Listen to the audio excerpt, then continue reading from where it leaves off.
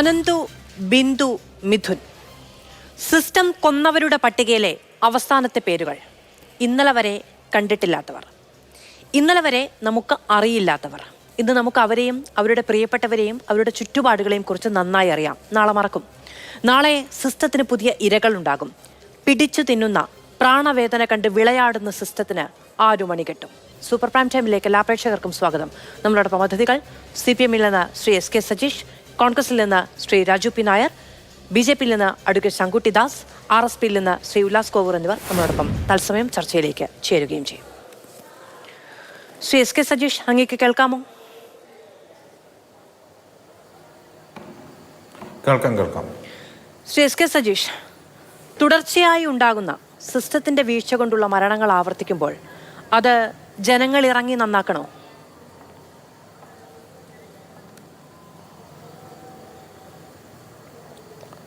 അല്ല, ഇവിടെ പരിശ്രമിച്ചുകൊണ്ടിരിക്കുന്നത് അപകടങ്ങൾ, അതുമൂലം ഉണ്ടാകുന്ന മരണങ്ങൾ, ഇതിനെയെല്ലാം രാഷ്ട്രീയമായി ഉപയോഗിക്കാനുള്ള പരിശ്രമമാണ് നടത്തിക്കൊണ്ടിരിക്കുന്നത്.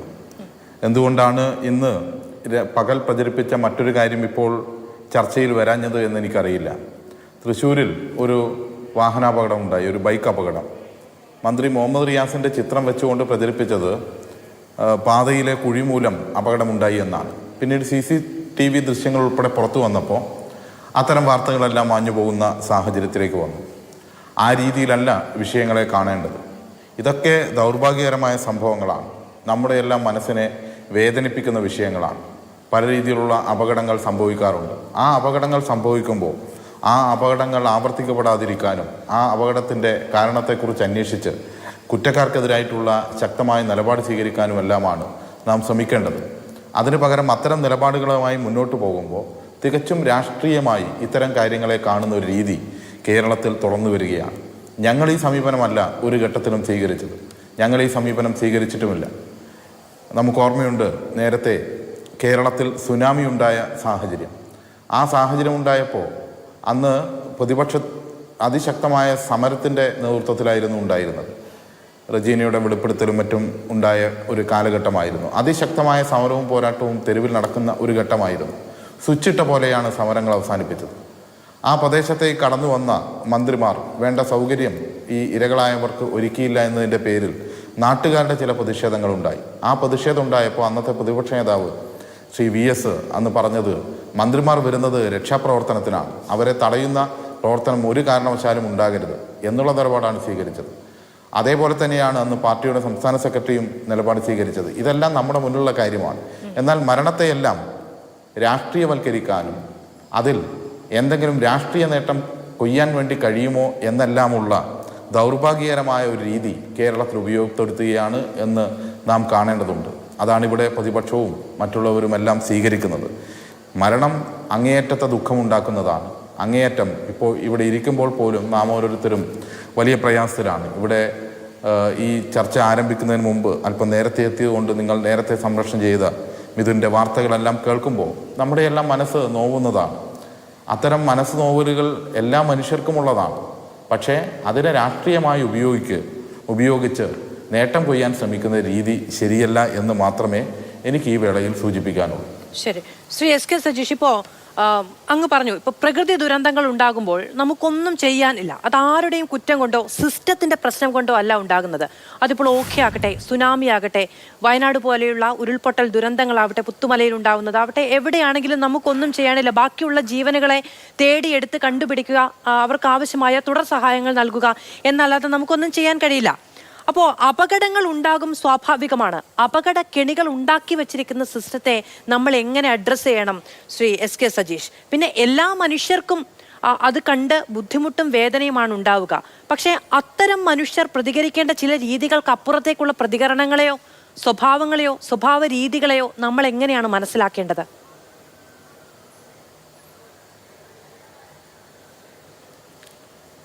മാധു, ഒരു കാര്യം മനസ്സിലാക്കേണ്ടത്, പ്രതികരിക്കുകയും പ്രതിഷേധിക്കുകയും ശക്തമായ നിലപാടുകൾ സ്വീകരിക്കുകയും എല്ലാം സമൂഹത്തിന് ആവശ്യമാണ്. അതിലൊന്നും ആർക്കും തർക്കമില്ല. അതെല്ലാം സമൂഹത്തിൻ്റെ മുന്നോട്ടുള്ള പോക്കിനാണ് എന്ന് പോസിറ്റീവായി കാണാം. പോരായ്മകൾ വരുമ്പോൾ അത് പോരായ്മകൾ തിരുത്തേണ്ടതാണ്. തെറ്റുണ്ടെങ്കിൽ ആ തെറ്റുകാർ ശിക്ഷിക്കപ്പെടേണ്ടതാണ്.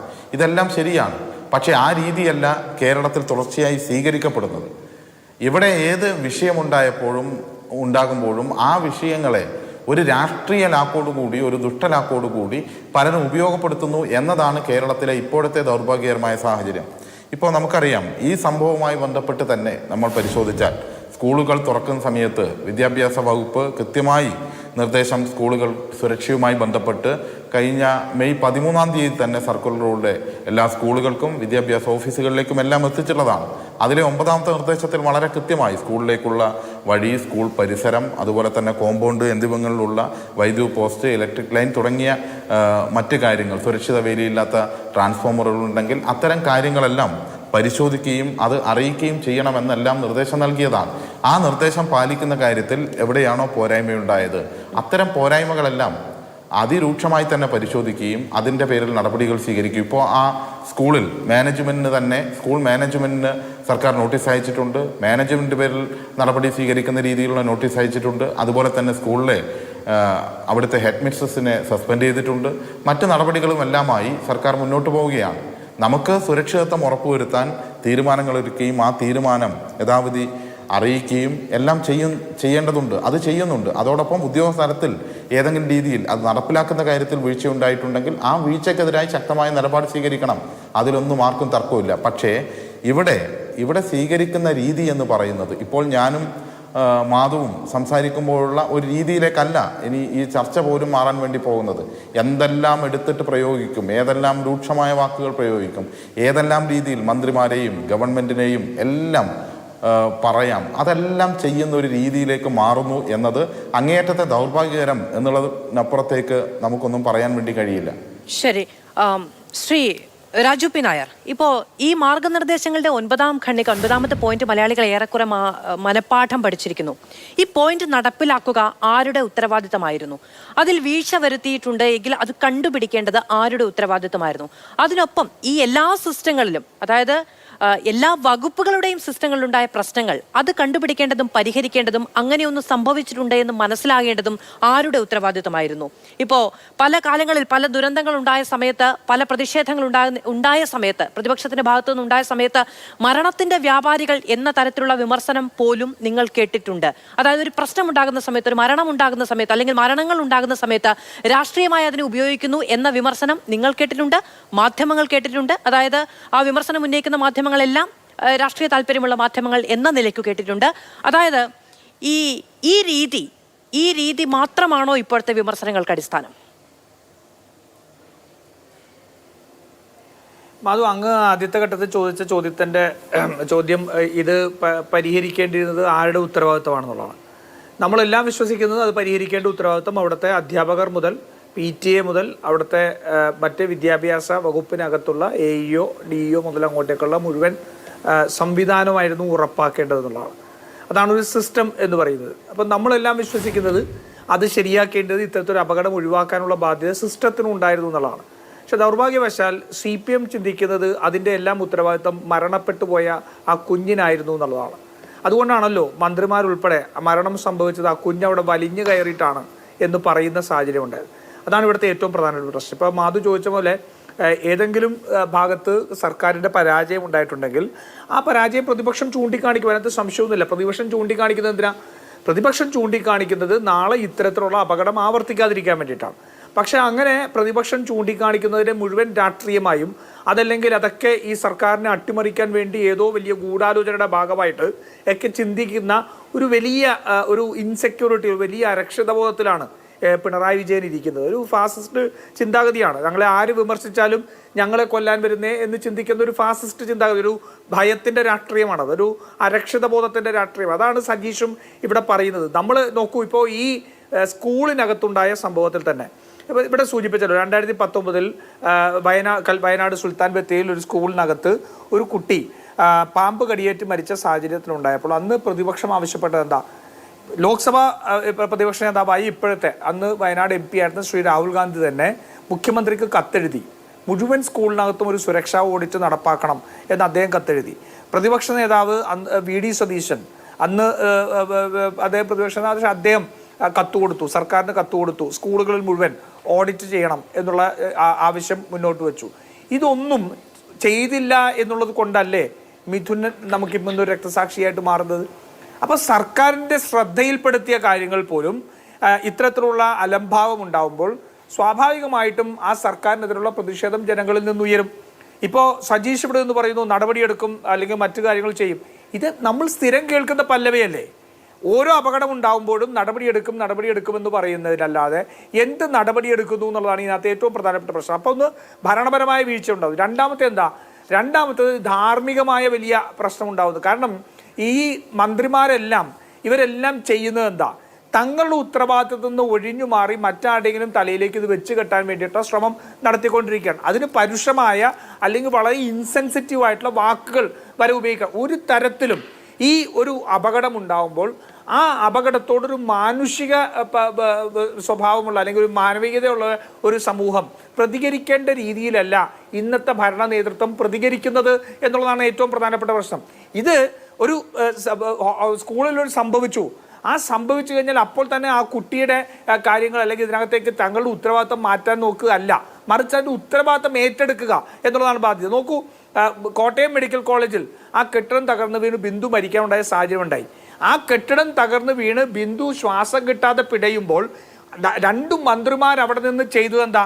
ആ കെട്ടിടം വീണതിൻ്റെ ഉത്തരവാദിത്തം ഞങ്ങൾക്കല്ല. 2013-14 അതിന് ഫിറ്റ്നസ് ഇല്ലാതെ അതിൻ്റെ അൺഫിറ്റ് ആണെന്നുള്ള സർട്ടിഫിക്കറ്റ് കൊടുത്തിരുന്നു ഉമ്മൻചാണ്ടി സർക്കാരിൻ്റെ കാലത്ത് നിന്നാണ്. ആ രേഖ തപ്പിയെടുക്കാൻ പോയ സമയം ആ പൊളിഞ്ഞു വീണ കെട്ടിടത്തിൻ്റെ കീഴിൽ ആരെങ്കിലും അകപ്പെട്ടു പോയിട്ടുണ്ടോ എന്ന് അന്വേഷിച്ചിരുന്നെങ്കിൽ, ആ ആശുപത്രിയിലുള്ള ആരോടെങ്കിലും ഈ മന്ത്രിമാർ ചെന്ന് സംസാരിച്ചിരുന്നെങ്കിൽ അപ്പോൾ ആ സ്ത്രീയെ രക്ഷിക്കാൻ കഴിയുമായിരുന്നില്ലേ? ഈ വീണ ജോർജും അതുപോലെ തന്നെ ശ്രീ VN വാസവനും ചെന്നതിന് ശേഷം ഒരു കുഴപ്പവുമില്ല എന്ന് പറഞ്ഞെടുത്ത് ചാണ്ടിയുമ്മൻ ചെന്നപ്പോഴത്തേക്ക് എങ്ങനെയാ അവിടെ ഒരു സ്ത്രീ മിസ്സിംഗ് ആണെന്ന് മനസ്സിലാക്കിയത്? ചാണ്ടിയുമ്മൻ അവിടെ ചെന്ന ആൾക്കാരോട് കണ്ട് അവരോട് സംസാരിച്ചപ്പോൾ അവർ പറഞ്ഞു, ദാ എൻ്റെ അമ്മ രാവിലെ കുളിക്കാൻ പോയിട്ട് തിരിച്ചു വന്നിട്ടില്ല എന്ന് പറയുമ്പോൾ അവിടെ നിന്നാണ് ആ ഒരു സ്ത്രീ മിസ്സിംഗ് ആണ് എന്നുള്ളതിലേക്ക് പോകുന്നതും രക്ഷാപ്രവർത്തനത്തിലേക്ക് പോകുന്നതും. അപ്പം മന്ത്രിമാരെന്തിനാ ചെല്ലുന്നത്? അത് ചെല്ലുന്നത് അവിടെ അത്തരത്തിലൊരു പ്രശ്നം ഉണ്ടാകുമ്പോൾ അത് ഏകോപിപ്പിക്കാൻ വേണ്ടിയിട്ടാണ്, രക്ഷാപ്രവർത്തനം ഏകോപിപ്പിക്കാൻ വേണ്ടിയിട്ടാണ്. ആ രക്ഷാപ്രവർത്തനം ഏകോപിപ്പിക്കേണ്ട മന്ത്രിമാർ അവിടെ ചെല്ലുമ്പോൾ അവരുടെ കൂടെ തന്നെ മുഖ്യമന്ത്രിയുടെ കോൺഫറൻസിലുണ്ടായിരുന്ന മെഡിക്കൽ ഓഫീസർ അല്ലെങ്കിൽ സൂപ്രണ്ട് പറഞ്ഞ കാര്യത്തെ വിശ്വസിച്ച് അവിടെ ഒന്നുമില്ല എന്ന് പറഞ്ഞു പോരുകയാണ്.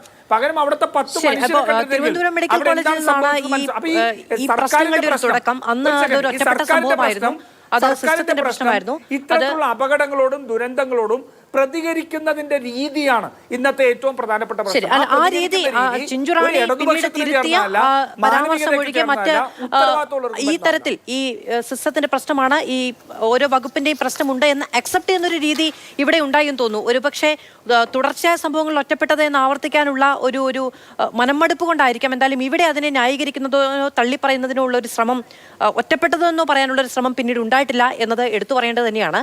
അത് പക്ഷേ ആകെ ഉണ്ടായത് മന്ത്രി ചിഞ്ചുറാണിയുടെ ഭാഗത്തു നിന്നാണ്. അവർ തിരുത്തുകയും ചെയ്യുന്നുണ്ടായിരുന്നു. നമുക്ക് അത് സംബന്ധിച്ച് പിന്നെയും സംസാരിക്കാം.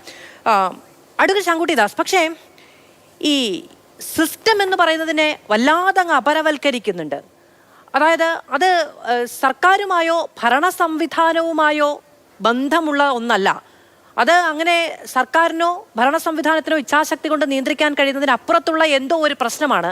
അത് പരിഹരിക്കേണ്ടതിൻ്റെ പ്രാഥമികമായ ഉത്തരവാദിത്തം പോലും ഭരണാധികാരികൾക്കില്ല എന്ന നിലയ്ക്ക് അതിനെ അപരവൽക്കരിക്കുന്നുണ്ടോ? തീർച്ചയായിട്ടും അതെ, വളരെ കൃത്യമാണ് അങ്ങയുടെ ചോദ്യം. ഇവിടെ യഥാർത്ഥത്തിൽ CPM ഇപ്പോൾ ശ്രമിച്ചുകൊണ്ടിരിക്കുന്നത്, അല്ലെങ്കിൽ ഭരണത്തിലുള്ള സർക്കാർ ഇപ്പോൾ ശ്രമിച്ചുകൊണ്ടിരിക്കുന്നത്, സിസ്റ്റം എന്നത് തങ്ങൾക്ക് ഉപരിയായ, തങ്ങൾക്ക് അതീതമായ, തങ്ങൾക്ക് യാതൊരു ബന്ധവുമില്ലാത്ത മറ്റെന്തോ ആണ് എന്ന് സ്ഥാപിക്കാനാണ്. അങ്ങനെ ചെയ്യുമ്പോൾ അത് വളരെ സൗകര്യമുണ്ട്. കാരണം അവർക്ക് അവരുടെ ഹിസ്റ്ററിക്കൽ പൊസിഷനിലേക്ക് സിസ്റ്റത്തിനെതിരെ പൊരുതുക, വ്യവസ്ഥിതിക്കെതിരെ കലഹിക്കുക എന്ന് പറയുന്ന പ്രതിഷേധ ഗിയറിലേക്ക് മാറാൻ കഴിയും. പിന്നെ അവർക്ക് യാതൊരു ഉത്തരവാദിത്വം ഏൽക്കേണ്ട ആവശ്യമില്ല. കഴിഞ്ഞ കുറേ ദിവസങ്ങളായിട്ട് ചർച്ചയിൽ വരുന്ന CPM പ്രതിനിധികൾ സംസാരിക്കുന്ന ശൈലി നിങ്ങൾ നോക്കൂ. അവർ ഭരണപക്ഷത്തിൻ്റെ പ്രതിനിധികളായിട്ടല്ല, അവർ പ്രതിപക്ഷത്തിൻ്റെ പ്രതിനിധികളായിട്ട് രാജ്യത്തുള്ള സകലമാന വ്യവസ്ഥകളെയും എതിർക്കുന്ന, ഇതിനെതിരെ ഏറ്റവും ശക്തമായിട്ടുള്ള സമരം ചെയ്യുന്നത് ഞങ്ങളാണെന്ന് തോന്നിപ്പിക്കുന്ന, യഥാർത്ഥത്തിൽ ഇപ്പോൾ ഭരണത്തിലുള്ളത് നിങ്ങളാണെന്ന ബോധം പാടെ മറന്നതുപോലെയാണ് സംസാരിച്ചുകൊണ്ടിരിക്കുന്നത്. അങ്ങനെ ഒരു സെൽഫ് ഫങ്ഷനിങ് സിസ്റ്റം അല്ല നമ്മുടെ ജനാധിപത്യത്തിലുള്ളത്. ഉദ്യോഗസ്ഥ വൃന്ദമായിക്കോട്ടെ, അഡ്മിനിസ്ട്രേറ്റീവ് മിഷണറി ആയിക്കോട്ടെ, സ്വന്തം രീതിയിൽ തോന്നിയ പോലെ പ്രവർത്തിക്കുന്ന ഒരു സിസ്റ്റം ആണെങ്കിൽ ഇവിടെ ഒരു ജനാധിപത്യ സംവിധാനം വേണ്ടല്ലോ, ഇവിടെ ഒരു സർക്കാർ വേണ്ടല്ലോ. നമ്മൾ പബ്ലിക് അഡ്മിനിസ്ട്രേഷൻ പഠിക്കുമ്പോൾ പഠിക്കുന്ന ചില അടിസ്ഥാനപരമായിട്ടുള്ള പാഠങ്ങളുണ്ട്. അതിൽ ആദ്യത്തെ പാഠം മിനിസ്ട്രി എന്ന് പറയുന്നതിന് 2 അധികാര കേന്ദ്രങ്ങളുണ്ട്. അതിൻ്റെ അഡ്മിനിസ്ട്രേറ്റീവ് ഹെഡ് എന്ന് പറയുന്നത് സെക്രട്ടറി ആണെങ്കിൽ അതിൻ്റെ പൊളിറ്റിക്കൽ ഹെഡ് എന്ന് പറയുന്നത് മിനിസ്റ്റർ ആണ് എന്നുള്ളതാണ്. എന്തിനാണ് നമ്മുടെ സിസ്റ്റത്തിൽ ഒരു പൊളിറ്റിക്കൽ ഹെഡ് ഉള്ളത്? കാരണം അഡ്മിനിസ്ട്രേറ്റീവ് ഹെഡ് മാത്രം സ്വന്തം രീതിയിൽ നയിക്കുന്ന ഒരു സിസ്റ്റം അതൊരിക്കലും ഒരു ഡെമോക്രാറ്റിക് സിസ്റ്റം ആവില്ല. കാരണം ഉദ്യോഗസ്ഥന്മാരെ തിരഞ്ഞെടുക്കുന്നത് ജനമല്ല. ഇവർക്ക് മേലെ രാഷ്ട്രീയപരമായ നയപരമായ സർക്കാരിൻ്റെ പോളിസിക്ക് അടിസ്ഥാനപ്പെടുത്തിയിട്ടുള്ള ഒരു നിയന്ത്രണവും അതിനെ ആ രീതിയിൽ നയിക്കാനുള്ള കൃത്യമായിട്ടുള്ള മേൽനോട്ടവും ആവശ്യമുണ്ട് എന്നുള്ളത് കൊണ്ടാണ് നമ്മുടെ നാട്ടിൽ മന്ത്രിമാരുള്ളത്. അല്ലെങ്കിൽ മന്ത്രിമാർ ആവശ്യമില്ല, ഉദ്യോഗസ്ഥന്മാർ സ്വന്തം ഭരിച്ചാൽ മതി. അപ്പോൾ 10 കൊല്ലമായിട്ട് ഭരണത്തിലിരിക്കുന്ന ഒരു സംവിധാനം എങ്ങനെയാണ് സിസ്റ്റത്തിനെ പഴിചാരിക്കൊണ്ട് രക്ഷപ്പെടുന്നത്? നിങ്ങളല്ലേ ഈ നാട്ടിലെ സിസ്റ്റം. നിങ്ങൾക്ക് ഈ നാട്ടിലെ സിസ്റ്റത്തിൽ യാതൊരു മാറ്റവും വരുത്താൻ സാധിക്കില്ലെങ്കിൽ സിസ്റ്റത്തിൻ്റെ പിഴവിനെ പറ്റി പറഞ്ഞുകൊണ്ട് ബാക്കിയുള്ള സാധാരണക്കാരെ പോലെ കയ്യും കെട്ടി നിസ്സഹായരായി നിൽക്കാനാണെങ്കിൽ നിങ്ങൾ എന്തിനാണ് എല്ലാം ശരിയാവും എന്ന് പറഞ്ഞത്? നാളെ വീണ്ടും എല്ലാം ശരിയാക്കാമെന്ന് പറഞ്ഞ് നിങ്ങൾ എന്തടിസ്ഥാനത്തിലാണ് തെരഞ്ഞെടുപ്പിനെ നേരിടുന്നത്? അപ്പോൾ സിസ്റ്റത്തിനെ പഴിചാരി രക്ഷപ്പെടുക എന്ന് പറയുന്നത് യഥാർത്ഥത്തിൽ ഇവിടെ ഒരു വളരെ എളുപ്പത്തിലുള്ള ഒരു രക്ഷാമാർഗം മാത്രമാണ്. അതിൽ യാതൊരു തരിമ്പും ആത്മാർത്ഥതയില്ല. 10 കൊല്ലമായിട്ട് ഭരണത്തിലിരിക്കുന്ന ഒരു സംവിധാനത്തിന് ഇപ്പോഴും സിസ്റ്റത്തിൽ ഒരു മാറ്റവും വരുത്താൻ സാധിച്ചിട്ടില്ലെങ്കിൽ അവർ അക്ഷരാർത്ഥത്തിൽ തങ്ങളുടെ പരാജയം സമ്മതിക്കുകയാണ് അവിടെ ചെയ്യുന്നതെന്ന് മനസ്സിലാക്കണം. പക്ഷെ ഇവിടുത്തെ പ്രശ്നം സിസ്റ്റത്തിൻ്റെതാണോ?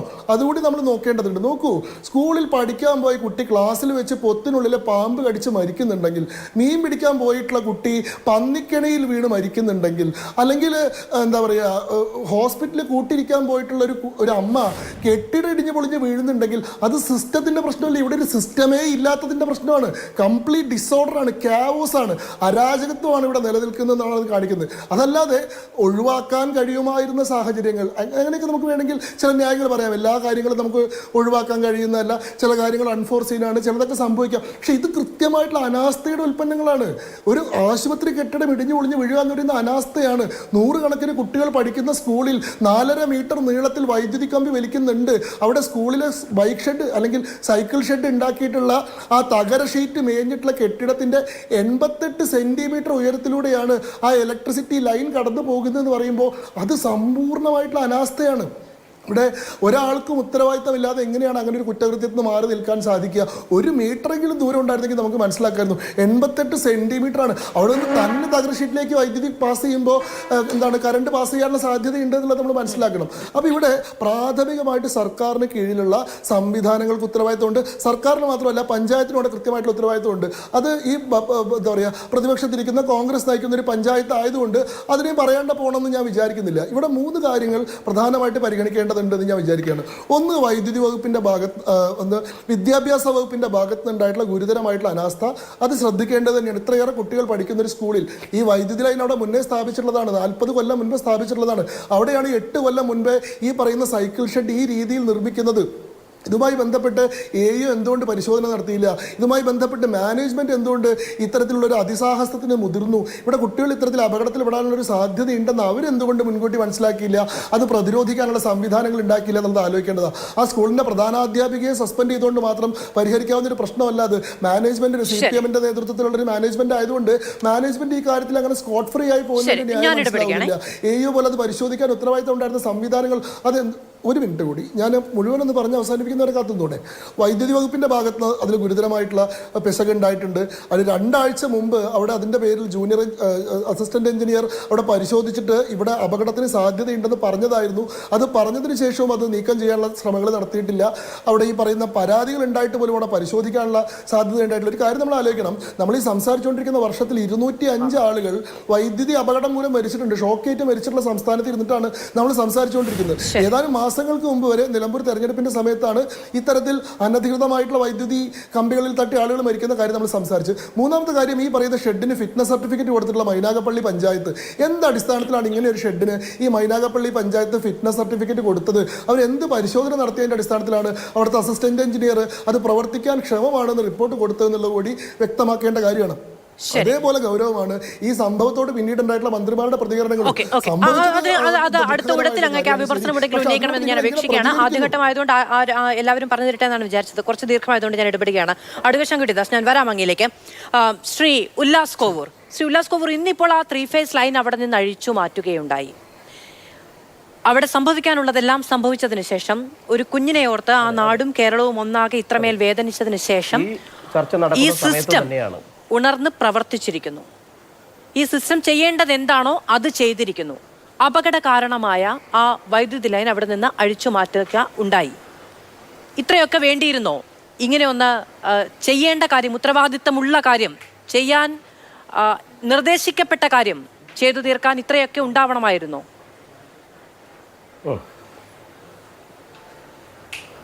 മധു, ഞാൻ വല്ലാത്തൊരു മാനസികാവസ്ഥയിലാണ് നിൽക്കുന്നത്. എൻ്റെ മകളും 8ാം ക്ലാസ് വിദ്യാർത്ഥിയാണ്.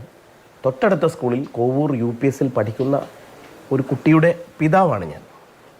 എന്ത് സുരക്ഷിതത്വത്തിലാണ് നാമൊക്കെ നമ്മുടെ കുട്ടികളെ സ്കൂളുകളിലേക്ക് അയക്കുന്നത്? നമ്പർ 1 എന്ന് പറഞ്ഞിട്ട് KER ചട്ടപ്രകാരമുള്ള സുരക്ഷാ മാനദണ്ഡങ്ങൾ പാലിക്കാൻ, ഭൗതിക സാഹചര്യങ്ങൾ സമയബന്ധിതമായി വർദ്ധിപ്പിക്കാൻ, സുരക്ഷയ്ക്ക് വിരുദ്ധമായി നിൽക്കുന്ന വൈദ്യുതി ലൈനുകളെ മാറ്റി സ്ഥാപിക്കാൻ ഈ മാനേജ്മെൻറ്റ് ഒരു നിയമനത്തിന് ഏകദേശം 40-45 ലക്ഷം രൂപ വാങ്ങുന്ന ഒരു മാനേജ്മെൻറ്റ്, CPIM അല്ലാത്ത ഒരാളിനെയും, CPI പോലും ഈ സ്കൂളിനകത്തേക്ക് ഒരു പൊതുപരിപാടിയിൽ പോലും പങ്കെടുപ്പിക്കാത്ത ഒരു മാനേജ്മെൻറ്റ്, ഉച്ചക്കഞ്ഞി വിതരണ കമ്മിറ്റിയിൽ ഈ സ്കൂൾ നിലനിൽക്കുന്ന ഗ്രാമപഞ്ചായത്ത് അംഗത്തെ അടുപ്പിക്കാത്ത ഒരു മാനേജ്മെൻറ്റ്, പൊതുപ്രവർത്തകരെ സാംസ്കാരിക പരിപാടികളിലോ വിദ്യാഭ്യാസ പരിപാടികളിലോ സഹകരിപ്പിക്കാത്ത ഒരു മാനേജ്മെൻറ്റ്.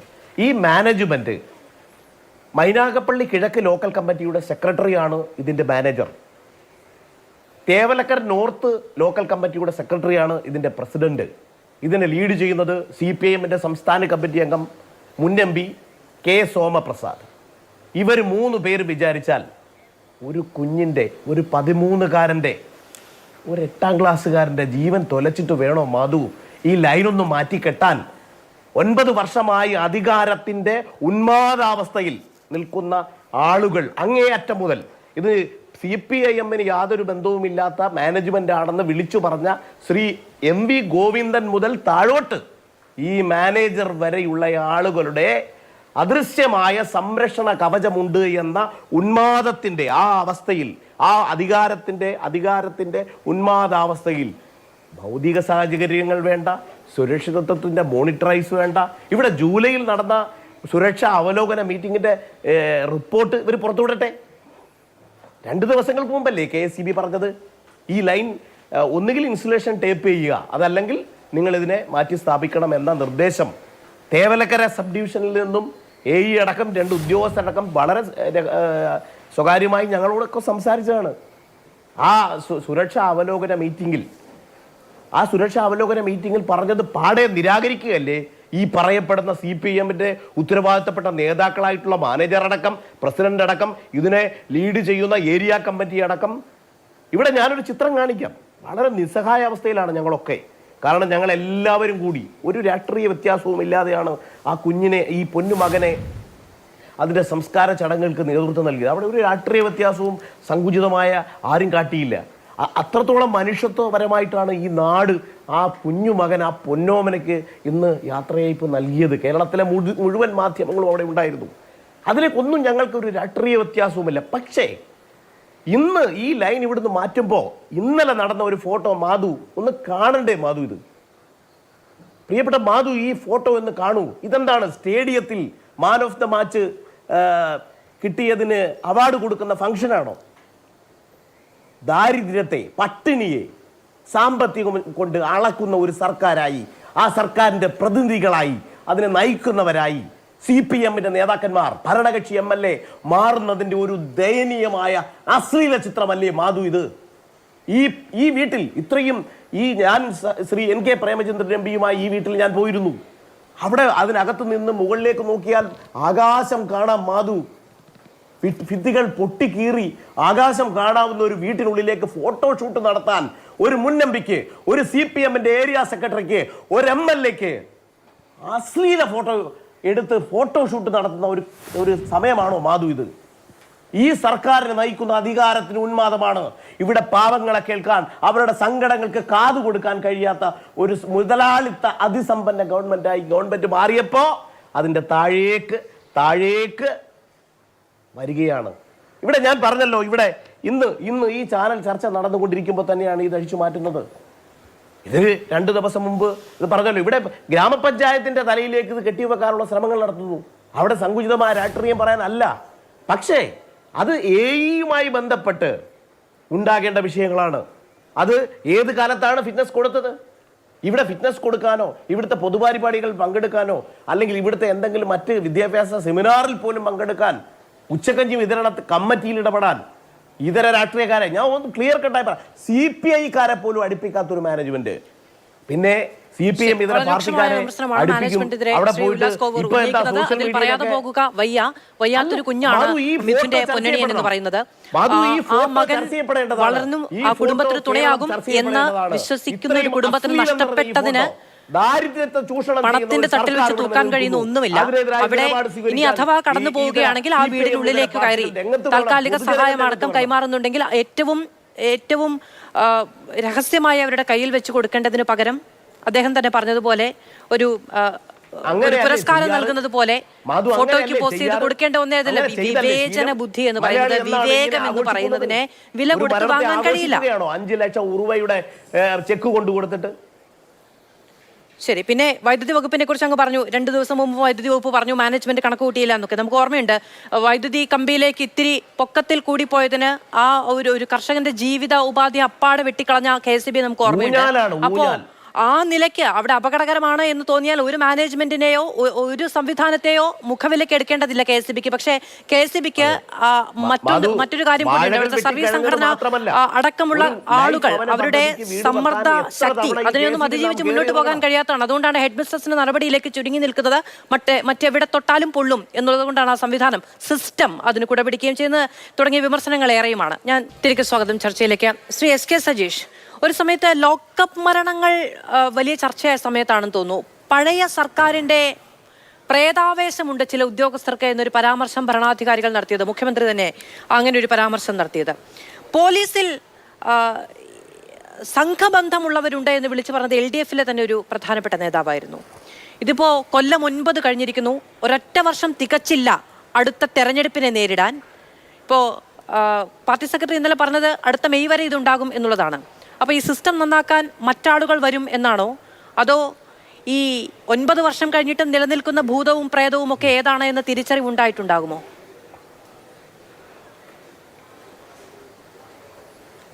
അല്ല, 9 വർഷവും കഴിഞ്ഞിട്ട് നിൽക്കുന്ന ഭൂതവും പ്രേതമൊന്നുമല്ല.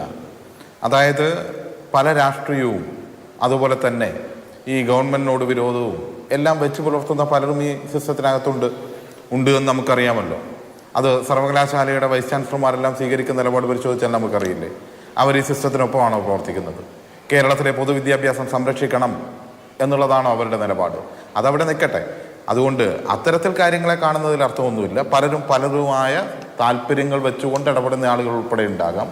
അതിനെയെല്ലാം പൊതുവായി നിയന്ത്രിച്ചുകൊണ്ട് ജനങ്ങൾക്ക് അനുകൂലമായി മുന്നോട്ട് പോകാൻ വേണ്ടി കഴിയുന്നു എന്നത് തന്നെയാണ് ഈ സർക്കാരിന് ഏറ്റവും മികച്ച രീതിയിൽ മുന്നോട്ട് പോകാൻ വേണ്ടി കഴിയുന്നതിൻ്റെയും സാഹചര്യം അത് തന്നെയാണ്. പിന്നെ ഒരു കാര്യം, ഇതിലൂടെ ഇവർ പറയാൻ വേണ്ടി ശ്രമിക്കുന്നത് എന്താണ്? ഒരു വൈകാരികമായി അവതരിപ്പിക്കുക. ചർച്ചയ്ക്ക് ലക്ഷ്യമുണ്ടായേക്കാം. അതുകൊണ്ടാണല്ലോ UDF-ന്റെ രാജു P. നായർ തീരെ പ്രാപ്തിയില്ലാത്ത ആളായതുകൊണ്ടായിരിക്കും അപ്പുറത്ത് ഒരു UDF-ന്റെ 2 പ്രതിനിധിയെ വെച്ചുകൊണ്ട് ഈ പാനൽ സെറ്റ് ചെയ്തിരിക്കുന്നത്. അതൊക്കെ നിങ്ങളുടെ താല്പര്യം ആയിക്കോട്ടെ. അവർക്കൊക്കെ വൈകാരികമായി ഒരാൾ അവതരിപ്പിക്കുന്നത് കുറഞ്ഞു പോയാൽ അല്പം കൂടി വൈകാരികമായി മറ്റൊരു UDF-ന്റെ പ്രതിനിധിക്ക് അവതരിപ്പിക്കാം. അതൊക്കെ നിങ്ങളുടെ രാഷ്ട്രീയം, നിങ്ങൾ ഉൾപ്പെടെ എങ്ങനെയാണ് വളഞ്ഞിട്ട് ആക്രമിക്കുക എന്നതിൻ്റെ ആ രീതി നിങ്ങൾ തുടർന്നോളൂ. ഞങ്ങൾ മറ്റൊന്നും പ്രതീക്ഷിക്കുന്നില്ല. പക്ഷേ ഇവിടെ പറഞ്ഞ് വരുന്നത് എന്താണ്? കേരളത്തിലെ പൊതുവിദ്യാഭ്യാസ മേഖല മോശം, സ്കൂളുകൾ മോശം. നേരത്തെ മുമ്പ് ഉണ്ടായ ഒരു സംഭവം ഇപ്പോൾ എടുത്തു പറയുന്നു. ഒരു സ്കൂളിൽ പാമ്പ് കടിയേറ്റ സംഭവം. ആ പാമ്പ് കടിയേറ്റ സംഭവത്തിന് ശേഷം ആ സ്കൂൾ ഇപ്പോൾ ഏത് നിലവാരത്തിലാണ് എന്ന് കുറ്റം പറയുന്ന ആളുകൾ പരിശോധിച്ച് നോക്കണം. ഏറ്റവും മികച്ച രീതിയിൽ ആ സ്കൂളിനെ മാറ്റിയെടുത്തിട്ടുണ്ട്. ഇന്ന് കേരളത്തിലെ സ്കൂളുകൾ, ആ സ്കൂളുകൾക്കുണ്ടായ മാറ്റം എന്താണ്? നമ്മൾ പഠിക്കുന്നത് പോലെയുള്ള പൊതുവിദ്യാലയങ്ങളാണോ ഇന്ന് കേരളത്തിലെ സ്കൂളുകൾ? ഇവിടെ MT വാസുദേവൻ നായർക്ക് കോഴിക്കോടിൻ്റെ തെരുവിലിറങ്ങി അദ്ദേഹത്തിൻ്റെ ജീവിതത്തിൽ ഒരു സമരമേ ചെയ്യേണ്ടി വന്നിട്ടുള്ളൂ. അത് പൊതുവിദ്യാഭ്യാസം സംരക്ഷിക്കാൻ വേണ്ടിയിട്ടുള്ള സമരമാണ്. ഇവർ സ്കൂളുകൾ പൊളിച്ചെടുക്കുന്നതിനെതിരായി, കുട്ടികൾ തെരുവിൽ പഠിക്കേണ്ടി വരുന്നതിനെതിരായി നടത്തിയ സമരമാണ്. പാഠപുസ്തകമില്ലാത്ത കാലം, സ്കൂളുകളുടെ അടിസ്ഥാന സൗകര്യം എന്തായിരുന്നു? കരിയോയിൽ തേച്ച സ്കൂളുകളിലല്ലേ, പൊതുവിദ്യാലയത്തിൽ ചുമരിൽ തേച്ച സ്കൂളുകളിലല്ലേ നാമൊക്കെ പഠിച്ചത്? അതൊക്കെ മാറി ഇപ്പോൾ ഏറ്റവും മികച്ച സ്കൂളുകളായി മാറിയില്ലേ? കേരളത്തിലെ സ്കൂളുകൾ ഓരോന്നെടുത്ത് പരിശോധിക്കൂ. ഗവൺമെൻറ് സ്കൂളുകൾ 5 ലക്ഷം കുട്ടികളാണ് ഇവരുടെ കെടുകാര്യസ്ഥ മൂലം പൊതുവിദ്യാഭ്യാസ മേഖലയിൽ നിന്ന് കൊഴിഞ്ഞു പോയത്, TC വാങ്ങിപ്പോയത്. എന്നാൽ 10 ലക്ഷത്തോളം വിദ്യാർത്ഥികൾ തിരിച്ചു വന്നിട്ടുണ്ട്. അതിനെ തടയാൻ വേണ്ടി ശ്രമിക്കരുത്, അതിനെ മാറ്റി തീർക്കരുത്. ഇത് ഇപ്പോൾ ഒരു അപകടമുണ്ടായി. രജനീയ സാനന്ദിൻ്റെ മരണം അപകടമായിരുന്നോ?